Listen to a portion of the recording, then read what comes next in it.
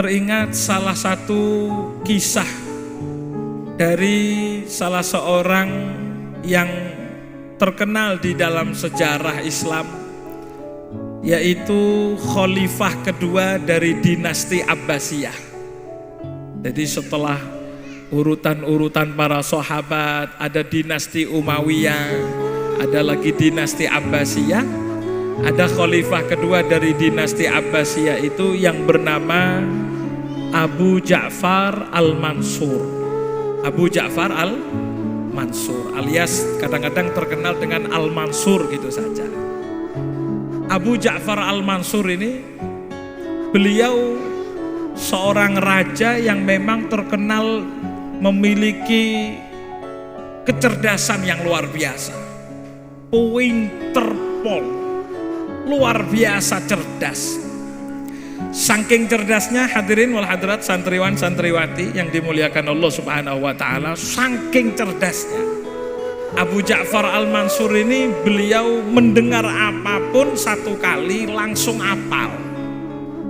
Abu Ja'far al-Mansur ini mendengar satu kali langsung hafal. Bahkan para hadirin wal hadirat rahimakumullah, bukan cuma Abu Ja'far al-Mansur yang satu kali mendengar langsung hafal. Budak beliau yang selalu ngeladeni kehidupan raja, itu saja mendengar apapun diulang satu kali, berarti mendengar dua kali langsung hafal. Bahkan diceritakan Abu Ja'far al-Mansur itu punya satu jariyah, punya satu budak perempuan yang tugasnya laten-laten, selalu siap di balik tirai.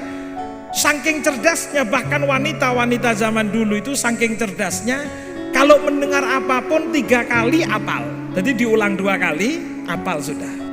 Makanya ketika kita sadar bahwasanya kita ini tidak hafal-hafal di dalam hal apapun, para ulama itu beliau mengatakan senjatanya santri itu tidak hanya mengandalkan pikiran, karena kadang-kadang pikiran kita lemah, tapi senjatanya santri niku pulpen.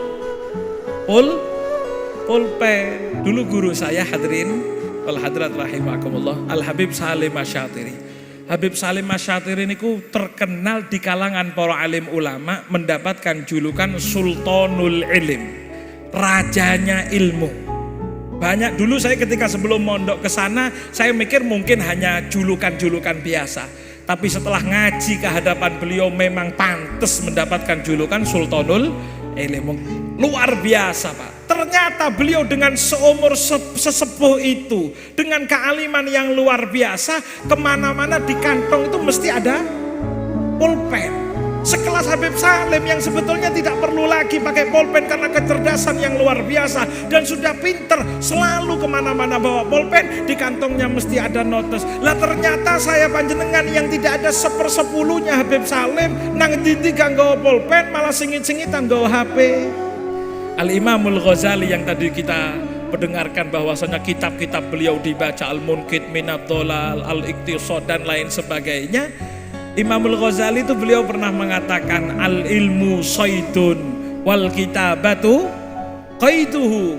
Ilmu itu bagaikan binatang buruan. Andai kata kita ini berburu ilmu, itu sama dengan seperti berburu binatang buruan. Ketika binatang buruan itu bisa didapat, selesai ditangkap, yang pasti ketika selesai ditangkap mesti diikat. Kata Imamul Ghazali, wal kitabatu, nulis itu qaiduhu, bagaikan mengikat. Sampai akhir beliau mengatakan faminal hamakoti antasida ghazalatan wa tafukkaha bainal anami toliqatan. Termasuk hamakoh, termasuk dungu, idiot, kata Imamul Ghazali, adalah bukan orang yang tidak paham-paham, kata Imamul Ghazali. Termasuk bagian dari dungu adalah antasida ghazalatan, kamu bisa mendapatkan ghazala, kidang, bisa mendapatkan kijang, berburu kijang, kemudian setelah dapat dilepas tanpa ikatan. Aneh bin ajaib. Kecuali kalau saya panjenengan seperti Abu Ja'far al-Mansur. Abu Ja'far al-Mansur sekali dengar apal, Pak. Kita kalau menulis, Pak, kita lihat baca syair-syair yang disebutkan oleh ulama zaman dulu. Ada ulama namanya Farozdak. Farozdak itu ahli syair. Syairnya tertulis.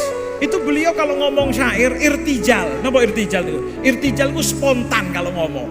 Jadi ngarang syair ndak nulis, langsung ngomong tak tak tak tak tak tak keluar. Itu tertulis di dalam kitab-kitab, walaupun kadang-kadang susunannya berubah-berubah sedikit, ndak masalah. Kok bisa tertulis? Karena memang yang denger zaman dulu itu langsung hafal. Jadi beliau ngomongnya spontan, ceketnya ya spontan. Makanya jangan heran kalau beliau-beliau tuh syair-syairnya tertulis. Zaman dulu itu kalau sudah ada raja didatangi sama tukang syair, penyair, maka penyair itu akan muji-muji raja. Jadi kalau zaman dulu itu penyair ndak punya uang langsung datang ke raja, ngarang syair, muji di depan raja, raja engkau begini, pulang berkatan sudah dapat uang. Cuman Abu Ja'far Al-Mansur nih curang, licik. Sampai akhirnya cerita tersebut terdengar oleh salah seorang ulama yaitu Imam Asmu'i. Mungkin sering dengar ya? Imam Al-Asmu'i. Imam Asmu'i ini ada di negeri Mosul, kalau sekarang Baghdad, Irak, sekitar Irak kalau tidak salah. Imam Asmu'i akhirnya beliau mengatakan di dalam hati, saat ini saya akan ngarang satu syair yang sulit kata-katanya, yang sekiranya raja itu tidak akan bisa hafal walaupun sekali dengar. Selesai ngarang Imam Asmu'i, beliau berangkat ke istana kerajaan. Beliau nyamar Imam Asmu'i pakai baju darwish, pakai baju gelandangan, pakai sudah tutupan, masuk ke istana, ditanya sama raja, mau apa? Saya tukang syair raja, mau mengarang syair untuk paduka raja. Oh ayo silakan, tapi syaratnya raja apa? Kalau saya berhasil membuat paduka raja seneng dengan syair saya minta hadiah. Kata Abu Ja'far, paran wis. Minta, karena pikiran rojo maring ini mesti gagal. Kata Imam Asmu'i, raja, saya ndak minta banyak-banyak, permintaan saya cuma satu. Saya minta seberat tulisan syair saya, jenengan ganti dengan emas raja.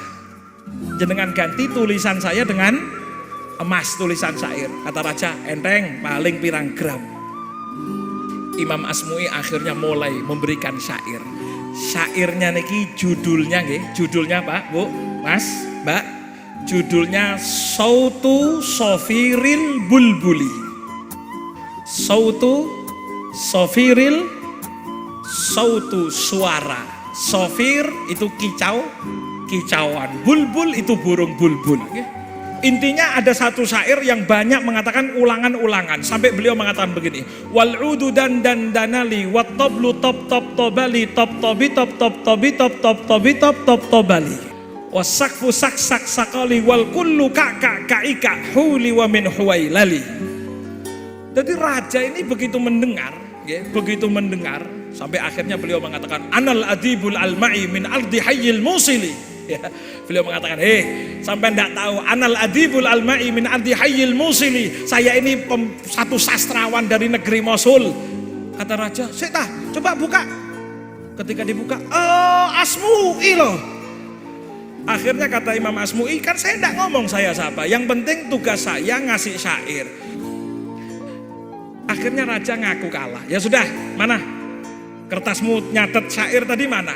Saya ganti emas. Oh nggih raja, tapi ngapunten raja, kan tadi perjanjiannya seberat catatan syair saya jenengan ganti dengan emas. Mana kertasnya? Saya enggak nyatet di kertas raja. Terus nyatet di mana? Itu di batu besar di luar. Kata Imam Asmu'i, sudah raja, saya enggak minta macam-macam. Permintaan saya satu, yang tadi gagal sudah enggak usah dibayar. Permintaan saya satu raja. Kalau ada tukang syair datang lagi ke panjenengan, jangan lagi diakal-akali. Siap? Siap. Beres Pak. Akhirnya mulai saat itu setiap ada tukang syair datang, akhirnya setiap itu raja walaupun apal akhirnya nggawoni berkat. Sallallahu alaihi Muhammad.